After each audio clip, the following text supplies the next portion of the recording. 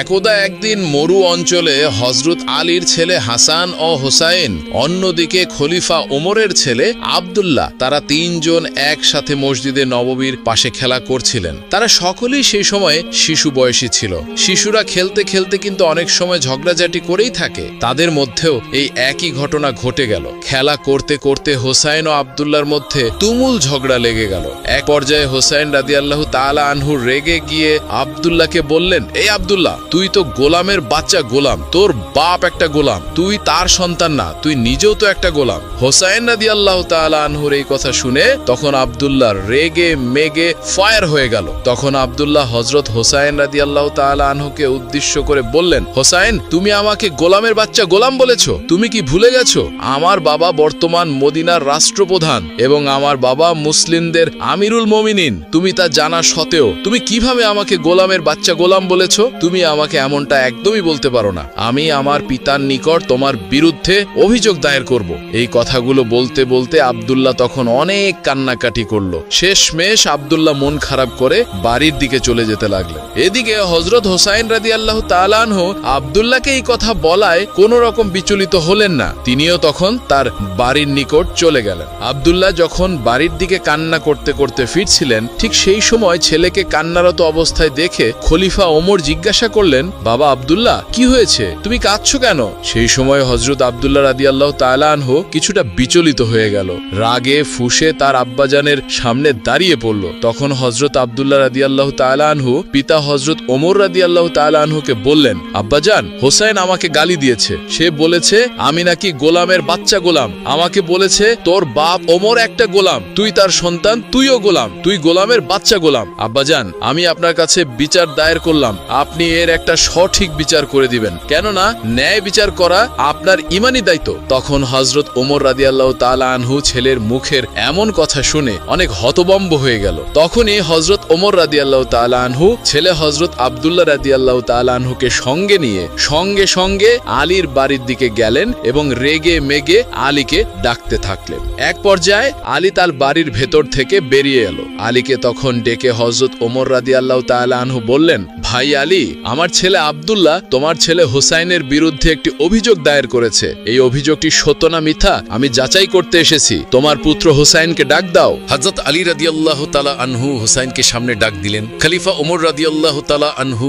নিজেই হোসাইনকে জিজ্ঞাসা করলেন, হোসাইন, তুমি কি আমার পুত্র আব্দুল্লাহকে গোলামের বাচ্চা গোলাম বলে গালি দিয়েছো? 6 বছরের ছোট বালক হযরত ইমাম হোসাইন রাদিয়াল্লাহু তাআলা আনহু এক বাক্যে স্বীকার করে বললেন, হ্যাঁ, আমি আব্দুল্লাহকে গোলামের বাচ্চা গোলাম বলে গালি দিয়েছি। তখনই হযরত ওমর রাদিয়াল্লাহু তাআলা আনহু হযরত আলী রাদিয়াল্লাহু তাআলা আনহুকে উদ্দেশ্য করে বললেন, আলী, তুমি শুনলে তো তোমার ছেলের মুখের কথা। তোমার ছেলে আমার পুত্র আব্দুল্লাহকে গোলামের বাচ্চা গোলাম বলে গালি দিয়েছে।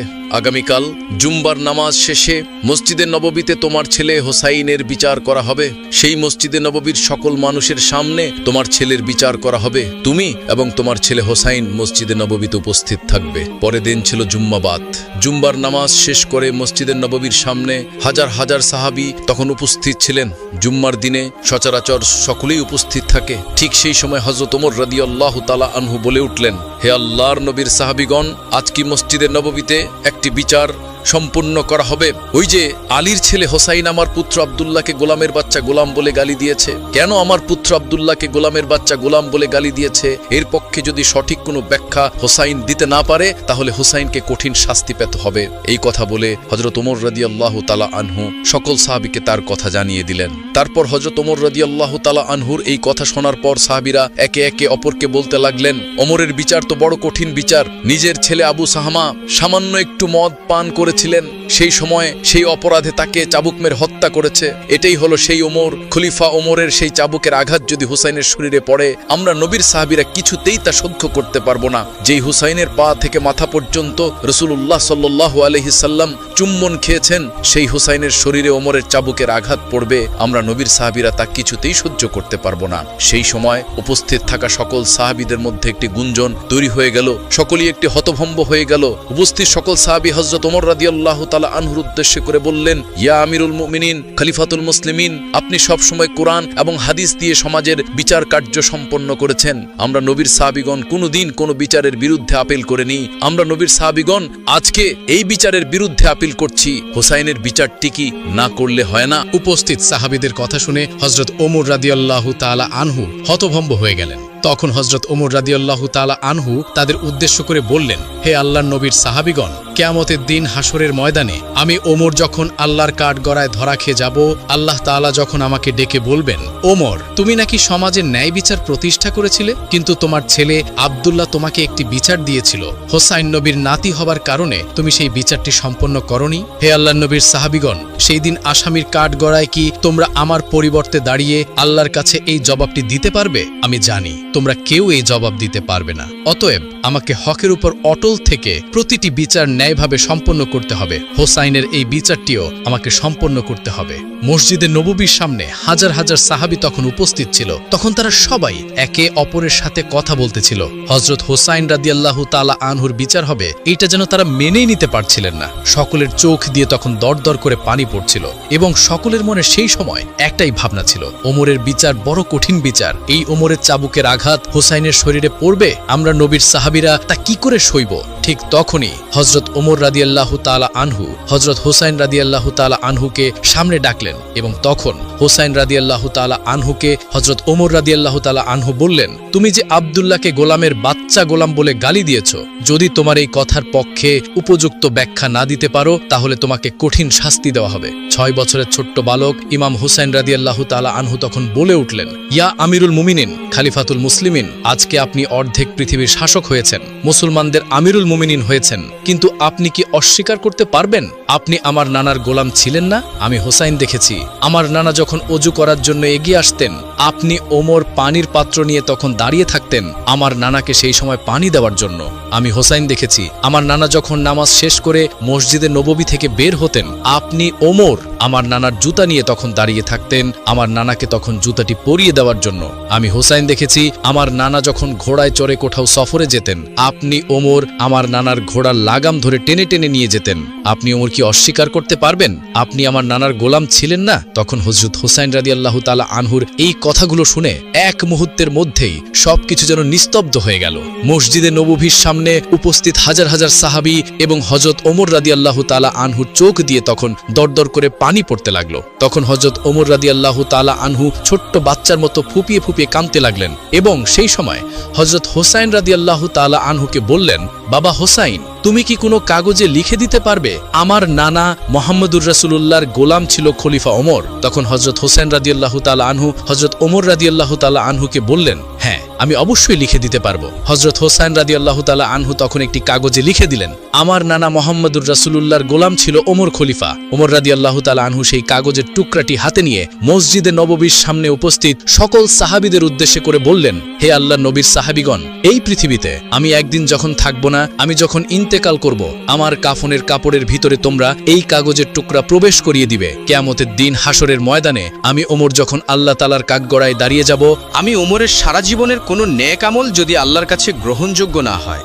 সেই দিন এই কাগজের টুকরাটি আমি আল্লাহর কাছে দেখিয়ে বলবো, হে আল্লাহ, তোমার বন্ধু তোমার হাবিবের প্রিয় কলিজার টুকরা নাতি হোসাইন লিখে দিয়েছেন, আমি তোমার হাবিব মুহাম্মদুর রাসূলুল্লাহ সাল্লাল্লাহু আলাইহি ওয়াসাল্লামের গোলাম ছিলাম। হে আল্লাহ, তুমি তোমার বন্ধুর গোলামকে কি করে জাহান্নামে দিবে? আমি ওমর বিশ্বাস করি সেই দিন আমি এই কাগজের টুকরার বিনিময় হলেও আল্লাহ রাব্বুল আলামিনের আসামির কাঠগড়া থেকে মুক্তি পেয়ে যাব। হযরত ওমর রাদিয়াল্লাহু তাআলা আনহু তার পুত্র আব্দুল্লাহ রাদিয়াল্লাহু তাআলা আনহুকে উদ্দেশ্য করে বললেন, বাবা আব্দুল্লাহ, তুই আর হুসাইনের বিরুদ্ধে কোনো অভিযোগ আনিস না। হাসরের ময়দানে তুইও যখন আসামির কাঠগড়ায় দাঁড়িয়ে যাবি, তুইও আল্লাহ রাব্বুল আলামিনকে বলবি, আমি হলাম গোলামের বাচ্চা গোলাম, আপনার বন্ধুর গোলাম ছিল আমার বাবা, আর আমি তারই সন্তান। তুইও হাসরের ময়দানে এই পরিচয় দিবি। আমি বিশ্বাস করি আল্লাহ রাব্বুল আলামিন তার বন্ধুর গোলামদের কখনোই জাহান্নামে দিবে না। হযরত হোসাইন রাদিয়াল্লাহু তাআলা আনহুকে সকলেই ভালোবাসত। সকল সাহাবীগণের নয়নমণি ছিলেন হযরত হোসাইন রাদিয়াল্লাহু তাআলা আনহু। একদা মহানবী হযরত মুহাম্মদ সাল্লাল্লাহু আলাইহি ওয়াসাল্লাম একজন সাহাবীর প্রয়োজন মেটানোর জন্য এক ইহুদির কাছ থেকে ঋণ নেন।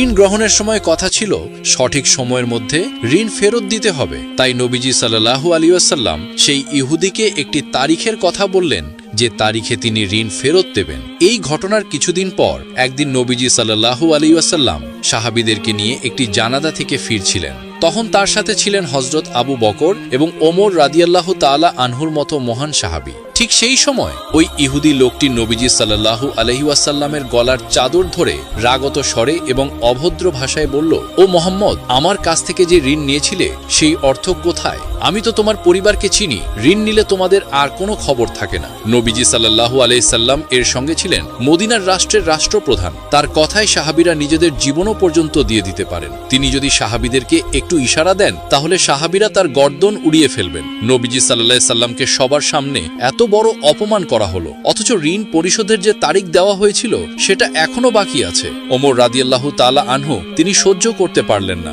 তার স্বভাবজাত সেই বিখ্যাত উক্তি করলেন, ইয়া রাসূলুল্লাহ, আপনি অনুমতি দেন আমি তার দেহ থেকে মাথা বিচ্ছিন্ন করে ফেলি। হযরত ওমর এই ক্ষেত্রে যেমন ক্ষমতাবান ছিল তেমনি তিনি ন্যায়ী ছিলেন। লোকটি যেভাবে মহানবী সাল্লাল্লাহু আলাইহি ওয়াসাল্লামের চাদর ধরে অপমান করেছে, মহানবী চাইলে লোকটিকে শাস্তি দিতে পারতেন, কিন্তু তিনি উল্টো ওমর রাদিয়াল্লাহু তাআলা আনহুকে বললেন, ওমর, তোমার কাছে তো উত্তম ব্যবহার আশা করা যায়, তুমি এইভাবে না বলে বরং আমাকে বলতে পারতে আপনি তার ঋণ পরিশোধ করুন, কিংবা ইহুদি লোকটাকে বলতে পারতেন যে আপনি সুন্দরভাবে ঋণের কথা বলতে পারতেন।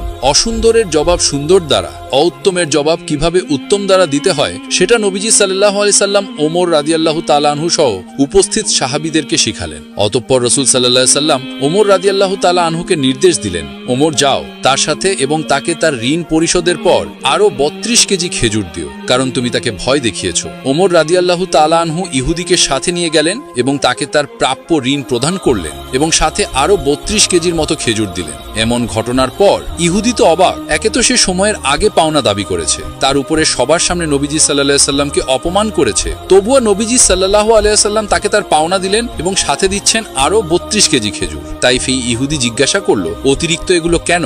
ওমর রাদিয়াল্লাহু তাআলা আনহু বললেন, কারণ আমি তোমাকে হুমকি দিয়েছি, সেটার কাফফারা হিসেবে নবীজি সাল্লাল্লাহু আলাইহি ওয়াসাল্লাম এগুলো দিতে বললেন। এ কথা শুনে লোকটি বলল, ওমর, তুমি কি জানো আমি কে? ওমর রাদিয়াল্লাহু তাআলা আনহু বললেন, না, আমি জানি না তুমি কে। লোকটি বলল, আমি যায়েদ ইবনে সুনা। তার নাম শুনে ওমর রাদিয়াল্লাহু তাআলা আনহু চক্ষু যেন চরক গাছ।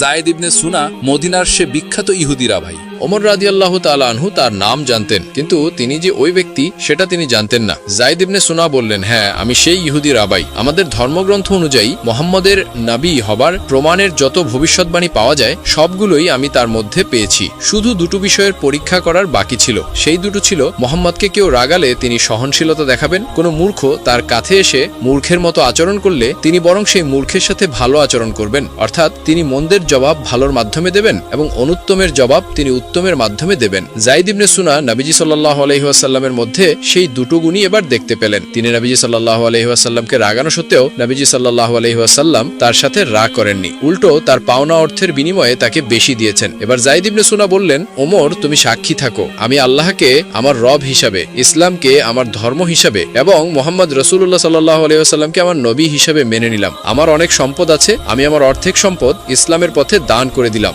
একদা হযরত আবু বকর রাদিয়াল্লাহু তাআলা আনহু এবং হযরত ওমর রাদিয়াল্লাহু তাআলা আনহু 3 দিন ধরে নবীজিকে খুঁজে পাচ্ছিলেন না। অবশেষে হযরত আবু বকর রাদিয়াল্লাহু তাআলা আনহু এবং হযরত ওমর মুনাফিকদের কাছে গেলেন। মুনাফিকদের কাছে গিয়ে হযরত ওমর তলোয়ার তা করে বললেন, হে মুনাফিকের বাচ্চারা, আমার নবীকে কোথাও খুঁজে পাওয়া যাচ্ছে না, তোরা বল আমার নবীজি কোথায় আছে, না হলে সবগুলোকে আজকে আমি কতল করে ফেলবো। তখন মুনাফিকরা বলতে লাগলো, হে ওমর, বিশ্বাস করো আমরা কোথাও তোমার নবীকে দেখিনি। তখন হযরত আবু বকর রাদিয়াল্লাহু তাআলা আনহু ওমরকে বললেন, ওমর, চলো আমরা সামনের রাস্তাটাতে যে দেখি যেখানে কিছু রাখাল থাকে, তাদেরকে জিজ্ঞেস করলে হয়তো দয়ার নবীর খোঁজ পাওয়া যেতে পারে। অতঃপর তারা দুজন মিলে সামনের দিকে হাঁটা শুরু করলো। কিছু দূর যাবার পর তারা কিছুটা রাখালকে দেখলেন। হযরত ওমর রাদিয়াল্লাহু তাআলা আনহু রাখালকে জিজ্ঞেস করলেন, তোমরা এদিক দিয়ে আমাদের বিশ্ব নবীকে যাইতে দেখেছো? তখন রাখালদের পক্ষ থেকে একজন রাখাল বললেন, আজকে 3 দিন যাবত পাশের গুহায় একজন লোক কান্না করে চলছে। তার কান্নার জন্য আমাদের পশুগুলো আজকে 3 দিন যাবত কোনো ঘাস পানি খাচ্ছে না, বাচ্চারা দুধ পান করছে না, দুধে মুখ লাগাচ্ছে না, মনে হচ্ছে আমাদের পশুগুলো যেন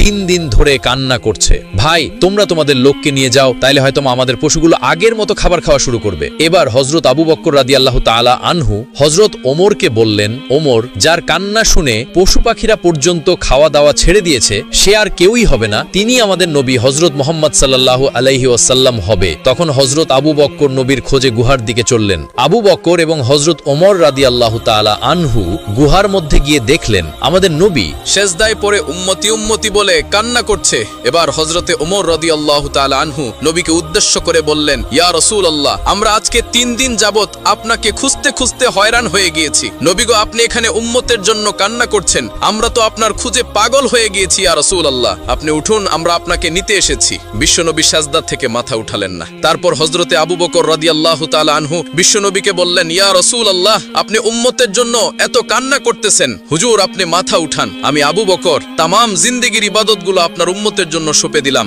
তারপরও আমার নবী মাথা উঠান না। তারপর হযরতে আবু বকর এবং হযরতে ওমর রাদিয়াল্লাহু তাআলা আনহু বাড়ির দিকে আসলেন। পথে হযরতে আলী রাদিয়াল্লাহু তাআলা আনহার সাথে সাক্ষাৎ হয়। তারপর হযরতে আলীকে আবু বকর ও হযরত ওমর বিস্তারিত সবকিছু বললেন। তারপর হযরত আলী বাড়িতে গিয়ে মা ফাতেমা এবং হাসান হুসাইনকে নিয়ে নবীজির গুহার মধ্যে চলে আসেন। এবার হযরতে ফাতেমা আমার নবীকে লক্ষ্য করে বললেন, আব্বাজান, আপনি কেমনে পারলেন আজকে 3 দিন যাবত আমাদেরকে ভুলে থাকতে? আমরা আপনাকে সমস্ত জায়গায় খুঁজে খুঁজে হয়রান হয়ে গিয়েছি আপনার নাতি হাসান এবং হুসাইন কান্না করছে। আব্বাজান, আপনি উঠুন, আমরা আপনাকে নিতে এসেছি। তারপরেও আমার নবীজি মাথা উঠান না। এবার হযরত ফাতিমা রাদিয়াল্লাহু তাআলা আনহা আমার নবীকে বললেন, ইয়া রাসূলুল্লাহ, আমি ফাতিমা কথা দিচ্ছি, আমার আদরের হাসান এবং হুসাইনকে আপনার উম্মতের জন্য কুরবানি করে দিলাম। এবার আমার আল্লাহ হযরত জিব্রাইল আলাইহিস সালামকে ডেকে বললেন, হে জিব্রাইল, তুমি এখনই যাও, গিয়ে আমার বন্ধুকে মাথা উঠাতে বলো এবং কান্না বন্ধ করতে বলো। জিব্রাইল, আমার বন্ধুকে জানিয়ে দাও, আমি আল্লাহ কথা দিচ্ছি, আমার বন্ধুকে না জিজ্ঞেস করে আমার বন্ধুর একটা উম্মতকেও আমি জাহান্নামে দেব না। অতঃপর জিব্রাইল আলাইহিস সালাম আল্লাহর নবীর কাছে এসে আল্লাহ রাব্বুল আলামিনের কথাগুলো নবীকে শুনিয়ে দিলেন। আমার নবী এরপর মাথা উঠান। একদা উম্মে আইমান কোনো এক দরকারে হযরত ফাতেমা রাদিয়াল্লাহু তাআলা আনহার বাড়িতে যান। ফাতেমা রাদিয়াল্লাহু তাআলা আনহার দরজার সামনে গিয়ে উম্মে আইমান ডাকতে থাকেন, কিন্তু ভিতর থেকে কেউ কোনো কথা বলছে না। উম্মে আইমান আবার দরজায় নক করলেন, কিন্তু ভেতর থেকে কেউ দরজা খুলছে না। তারপর উম্মে আইমান দরজার ফাঁক দিয়ে ঘরের ভিতরে তাকিয়ে দেখলেন হযরত ফাতেমা রাদিয়াল্লাহু তাআলা আনহা রুটির জাতা পিষতে পিষতে ঘুমিয়ে পড়েছেন, আর তার খাটের উপরে একজন মহিলা বসে তাসবিহ পাঠ করছেন এবং আরেকজন মহিলা হযরত হাসান ও হুসাইন রাদিয়াল্লাহু তাআলা আনহুমাকে দোলনার মধ্যে দুধ খাওয়াচ্ছেন। এই দৃশ্য দেখার পর উম্মে আইমান মা ফাতেমার বাড়ি থেকে চলে গিয়ে নবীজির দরবারে এসে প্রবেশ করেন। নবীজিকে সালাম দিয়ে উম্মে আইমান নবীকে বলেন, ইয়া রাসূলুল্লাহ, আমি কোনো এক দরকারে ফাতেমার বাড়িতে গিয়েছিলাম, তার ঘরের মধ্যে আমি এমন দৃশ্য দেখতে পেলাম। তারপরে নবীজি উম্মে আইমানকে বললেন, আমার মেয়ে ফাতেমা রুটির জাতা পিষতে পিষতে ক্লান্ত শরীর নিয়ে ঘুমিয়ে পড়েন, কিন্তু তখনও তার তাসবিহ পাঠ করা বাকি ছিল। তাই আমার আল্লাহ রাব্বুল আলামিন হযরত ফাতেমা রাদিয়াল্লাহু তাআলা আনহার ঘরে 2 জন ফেরেশতা পাঠিয়ে দেন। একজন ফেরেশতা ফাতেমার অসমাপ্ত কাজগুলো করেছেন এবং আরেকজন ফেরেশতা হযরত হাসান ও হুসাইন রাদিয়াল্লাহু তাআলা আনহুমাকে দোলনার মধ্যে ঘুম পাড়াচ্ছেন। তুমি যেই 2 জন মহিলাকে দেখেছো, তারা কোনো মহিলা নয়, তারা আল্লাহ রাব্বুল আলামিনের পাঠানো ফেরেশতা। তখন উম্মে আইমান এই কথা শুনে আল্লাহু আকবার বলে নবীজির দরবার থেকে বের হয়ে পড়েন। আর কিছুদিন পর বিশ্বনবী হযরত ফাতেমা রাদিয়াল্লাহু তাআলা আনহার বাড়িতে গেলেন ফাতেমাকে দেখার জন্য। নবী যখন ফাতেমার ঘরের মধ্যে প্রবেশ করলেন, তখন ফাতেমার মুখটা অনেক মলিন দেখাচ্ছিল। আমাদের নবী ফাতেমাকে জিজ্ঞেস করলেন, মা, তুমি কি অসুস্থ? তোমার মুখটা এত মলিন দেখাচ্ছে কেন? তখন মা ফাতেমা বলেন, আব্বাজান, আমি অসুস্থ নই, কিন্তু আজকে 2 দিন যাবত আমার ঘরে কোনো চুলায় আগুন জ্বলে না। আজকে 2 দিন যাবত আপনার আদরের নাতি হাসান ও হোসাইন না খেয়ে ক্ষুধার যন্ত্রণায় 2 ভাই গলাগলি করে কাঁদছে। এবার আমাদের নবী ফাতেমাকে বললেন, মা, দুঃখ করো না, ধৈর্য ধরো, আল্লাহ রাব্বুল আলামিন আমাদের সাথে আছেন। এই বলে বিশ্বনবী মা ফাতেমার ঘর থেকে বের হয়ে পড়লেন। পরের দিন এক সওদাগর হযরত আলী রাদিয়াল্লাহু তাআলা আনহুকে একটি কাজের জন্য ডাকেন। কাজটি ছিল ওই সওদাগরের উপর থেকে তার মালামালগুলো বাড়িতে নিয়ে পৌঁছে দেওয়া। হযরত আলী রাদিয়াল্লাহু তাআলা আনহু এই কাজের বিনিময়ে কিছু দিরহাম পেলেন। এই দিরহামগুলো নিয়ে তিনি দোকানে গেলেন। তারপর দোকান থেকে কিছু আটা নিয়ে মা ফাতেমাকে দিলেন। তারপর ক্লান্ত শরীর নিয়ে হযরত আলী রাদিয়াল্লাহু তাআলা আনহু ঘুমিয়ে পড়লেন। মা ফাতেমা আটাগুলো জাতার মধ্যে পিষে সেগুলো দিয়ে রুটি তৈরি করলেন। তারপর হযরত আলীকে ঘুম থেকে ডেকে সকলে মিলে রুটি খেলেন। সকলেই খাবার শেষ হবার পরে মা ফাতেমা কিছু রুটি আবার নবীজির জন্য নিয়ে আসেন। মা ফাতেমা নবীজিকে রুটিগুলো দিয়ে বলেন, আব্বাজান, আপনি এই রুটিগুলো খান। আব্বাজান, আজকে 2 দিন পর আমাদের ভাগ্যে কিছু রুটি জুটেছে। আমাদের নবী 3 দিন উপবাস থাকার পর রুটিগুলো খেলেন এবং তারপর মা ফাতেমাকে বললেন, মা, আজকে 3 দিন পর আমি তোমার দেওয়া এই রুটি খেলাম। এই ঘটনাটি বিশ্বনবী দুনিয়া ছেড়ে চলে যান। নবীজি দুনিয়া ছেড়ে চলে যাওয়ার 2 দিন পর হযরত আবু বকর রাদিয়াল্লাহু তাআলা আনহু একাকী কোথাও হেঁটে যাচ্ছিলেন। প্রতিমধ্যে তিনি দেখতে পেলেন সামনে ইবলিস শয়তান দাঁড়িয়ে কান্না করছে। তখন হযরত আবু বকর ইবলিসকে উদ্দেশ্য করে বললেন, হে ইবলিস, তুমি কেন কান্না করছো?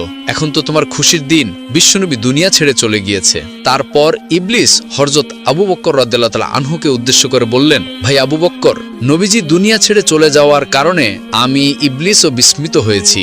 কেননা আমি জানি আল্লাহ রাব্বুল আলামিন আমাকে যে শাস্তি দিয়েছে, আমার স্থান চিরস্থায়ী জাহান্নাম। কিয়ামতের পর আমাকে সারা জীবন জাহান্নামের শাস্তি ভোগ করতে হবে। জাহান্নামের শাস্তি সম্পর্কে আমি জানি কত কঠিন হবে সেটা, ভাই আবু বকর। তাই আমি প্রতিটি সময়, প্রতিটি মুহূর্তে বিশ্বনবীর সাথে সাক্ষাৎ করতে চেয়েছিলাম। আমি চেয়েছিলাম বিশ্বনবীকে দিয়ে আল্লাহ রাব্বুল আলামিনের কাছে কৈফিয়ত করে আমাকে ক্ষমা করার ব্যবস্থা করা যায়। কিন্তু যতবারই আমি নবীজির কাছে গিয়েছি ততবারই নবীজির সাথে কেউ না কেউ ছিল। কখনো আমি নবীজিকে একা পাইনি। তারপরেও আমি নবীজিকে একা পাওয়ার চেষ্টা চালিয়ে যাচ্ছিলাম। এখনো তো বিশ্বনবী দুনিয়া ছেড়ে চলে গিয়েছে, আমার ক্ষমার রাস্তাও চিরতরে বন্ধ হয়ে গিয়েছে, এই ভেবেই আমি কান্না করেছিলাম। অতঃপর হযরত আবু বকর রাদিয়াল্লাহু তাআলা আনহু ইবলিসের মুখে এই কথা শোনার পর আস্তে আস্তে সামনের দিকে হেঁটে চললেন।